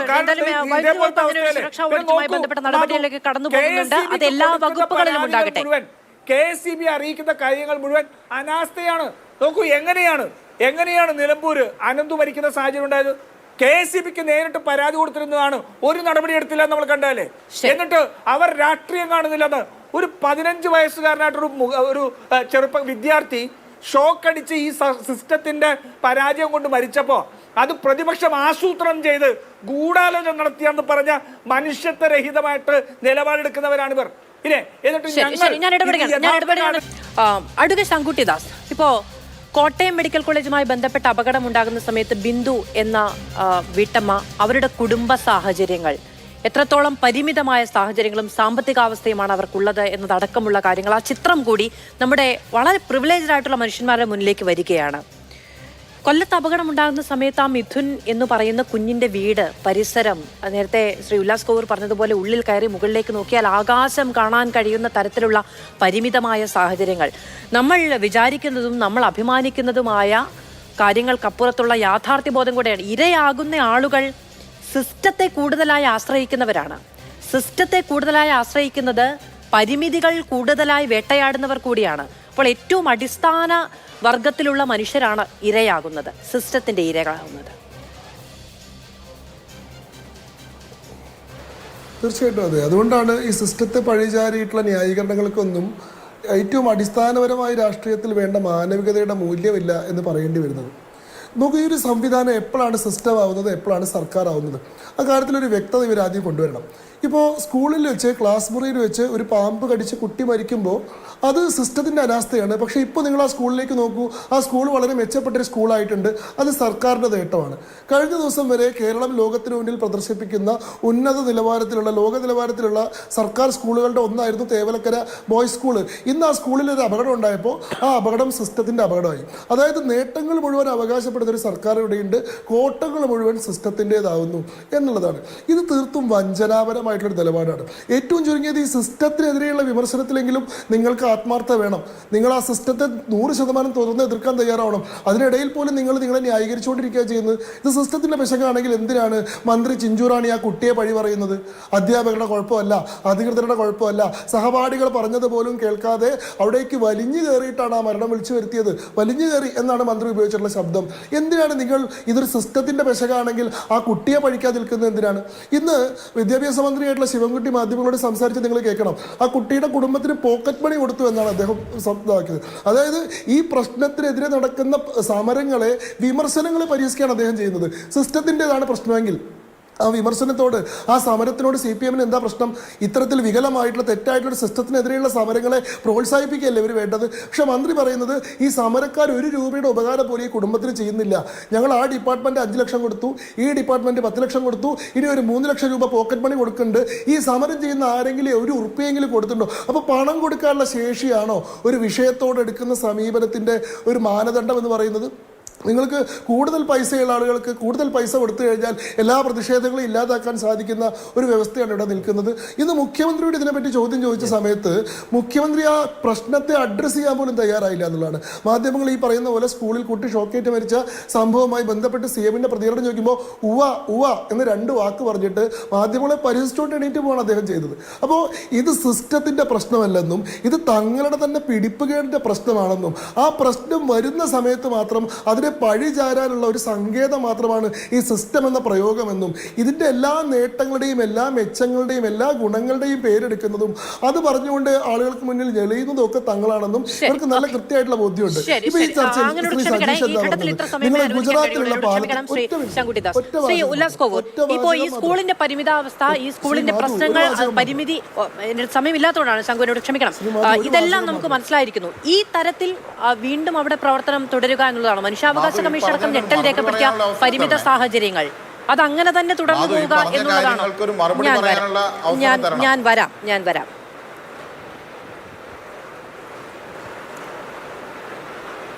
മാധു, ഇവിടെ മാനവികമായി നമുക്കൊക്കെ മനുഷ്യത്വം എന്ന് പറയുന്ന ഒന്നുണ്ട്. എന്തിനും മൂടിക്കെട്ടി അതിനെ വല്ലാത്ത അവസ്ഥയിലേക്ക് കൊണ്ടുപോകാൻ ശ്രമിക്കുക എന്നുള്ളൊരു നിലപാട് എനിക്കില്ല. ഞാൻ ഇവിടെ വന്നിരിക്കുന്നത് RSPയുടെ തിരുവനന്തപുരത്തെ പട്ടത്തെ സംസ്ഥാന കമ്മിറ്റി ഓഫീസിൽ നിന്നും വിതരണം ചെയ്യുന്ന ക്യാപ്സൂൾ വിളമ്പാനല്ല. ഞാൻ 2 ദിവസമായി എൻ്റെ ഒരു കുഞ്ഞ്, എൻ്റേത് കൂടിയായ എൻ്റെ നാട്ടുകാരൻ, ഞാൻ പഠിച്ച സ്കൂൾ, 2 ദിവസമായി ഞാൻ ആ കുഞ്ഞിൻ്റെ ഒപ്പമാണ്. ആ കുഞ്ഞ് ആ തണുത്തു മരവിച്ച് ശാസ്താംകോട്ട താലൂക്ക് ഹെഡ്ക്വാർട്ടേഴ്സ് ആശുപത്രിയുടെ മോർച്ചറി റൂമിൽ തണുത്ത് ശീതീകരിക്കപ്പെട്ട നിലയിൽ ഇരിക്കുമ്പോൾ ആ മരണവിവരം അറിഞ്ഞ മന്ത്രി ആനന്ദ നൃത്തമാടിയെങ്കിൽ അത് അധികാരത്തിൻ്റെ ഉന്മാദമാണ് എന്ന് ഞാൻ പറയും. അത് അധികാരത്തിൻ്റെ ഉന്മാദമാണെന്ന് ഞാൻ പറയും. അപ്പോൾ ഞങ്ങളെന്താ കാരണഭൂതൻ പാട്ട് പാടണോ? CM-നോട് ചോദിച്ചല്ലോ തേവലക്കര കുട്ടിയുടെ മരണത്തെക്കുറിച്ച്. എന്നല്ലേ തമ്പ്രാ മൂളിയത്? അത് അധികാരത്തിൻ്റെ ഉന്മാദമാണ്, ഞങ്ങളത് ചൂണ്ടിക്കാണിക്കും. അപ്പൊ അതുകൊണ്ട് it is A clear cut institutional murder. അത് പറയാതിരിക്കാൻ നിർവാഹമില്ല. നിങ്ങൾ ആ സ്കൂളിലേക്ക് വരൂ, മാധു ദൃശ്യങ്ങൾ കണ്ടതല്ലേ. അപ്പം ഞങ്ങളിത് പറയുമ്പോൾ ഞങ്ങൾ മറ്റെന്തോ ആശയം പറയുകയാണെന്നാണോ? യാഥാർത്ഥ്യങ്ങളല്ലേ. ഈ യാഥാർത്ഥ്യങ്ങളോട് എങ്ങനെ മുഖം തിരിക്കാൻ? മനുഷ്യത്വം മരവിച്ചിട്ടില്ലാത്ത നമുക്ക് കഴിയില്ല. മനുഷ്യത്വം അല്പമെങ്കിലും ഉള്ളവരാണ്. അതുകൊണ്ടാണ് ആമുഖമായി ഞാൻ ആ ഫോട്ടോ പ്രദർശിപ്പിച്ചത്. മനുഷ്യത്വമുള്ള ഒരാൾക്ക് ആകാശം കാണുന്ന ഭിത്തികൾ വിണ്ടുകീറിയ ആ വീട്ടിൻ്റെ ഉള്ളിലേക്ക് കയറി ഫോട്ടോഷൂട്ട് നടത്തണമെങ്കിൽ അധികാരത്തിന് ഉന്മാദമല്ലേ മാധു? അത് പറയണ്ടേ? അതുകൊണ്ട് അത് പറയാതിരിക്കുവാൻ നിർവാഹമില്ല. ഞാൻ ആവർത്തിക്കുന്നു, it is A clear cut institutional murder. ഈ കൊലയ്ക്ക് ഉത്തരവാദികളായവർ ഈ വീട്ടിലേക്ക് കയറി ഫോട്ടോ എടുത്തെങ്കിൽ അത് ചോദ്യം ചെയ്യപ്പെടുക തന്നെ ചെയ്യും മാധു. അത് ചോദ്യം ചെയ്യപ്പെടുക തന്നെ ചെയ്യും. ഒരു മിനിറ്റ് ചുരുക്കി പറയണമേ.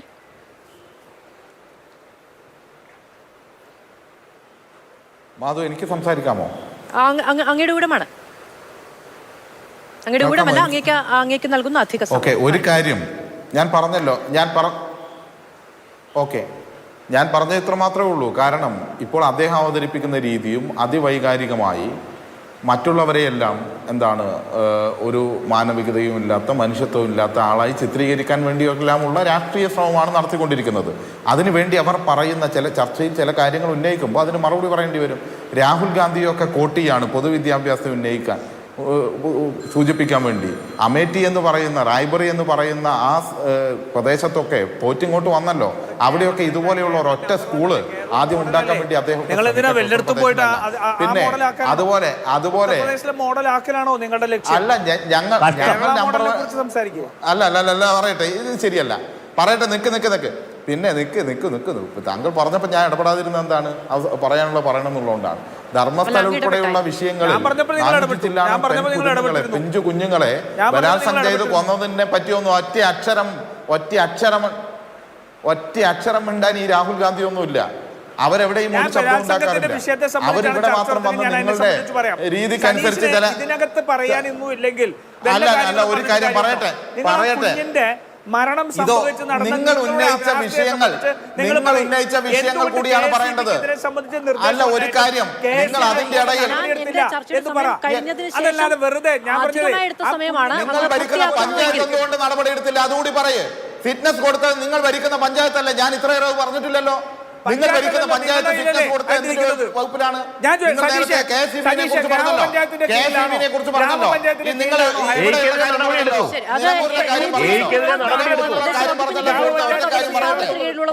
എല്ലാവർക്കും അറിയാവുന്നതാണ്. ശരി ശരി ശരി സമയം പൂർണ്ണമായും പൂർത്തിയാവുകയാണ്. എന്നോട് പ്രേക്ഷകർ ക്ഷമിക്കണം, പാനലിസ്റ്റുകളും ക്ഷമിക്കണം. ഈ കാര്യത്തിൽ ഇതിപ്പോ തുടർച്ചയായ 3 ദിവസങ്ങളിലും ഈ വിഷയത്തിൽ തന്നെയാണോ ചർച്ച? നിങ്ങൾക്ക് വെട്ടയാടി മതിയായില്ലേ തുടങ്ങിയ വിമർശനങ്ങളൊക്കെ ഒരു വഴിക്ക് വരികയും ചെയ്യുന്നുണ്ട്. 3 ദിവസം എന്നുള്ളതല്ല, സിസ്റ്റം നന്നാകണമല്ലോ. അപ്പോൾ അതുവരെയും പറയണമല്ലോ. അതുകൊണ്ടാണ്. വളരെയധികം നന്ദി പാനലിസ്റ്റുകൾക്കും പ്രേക്ഷകർക്കും.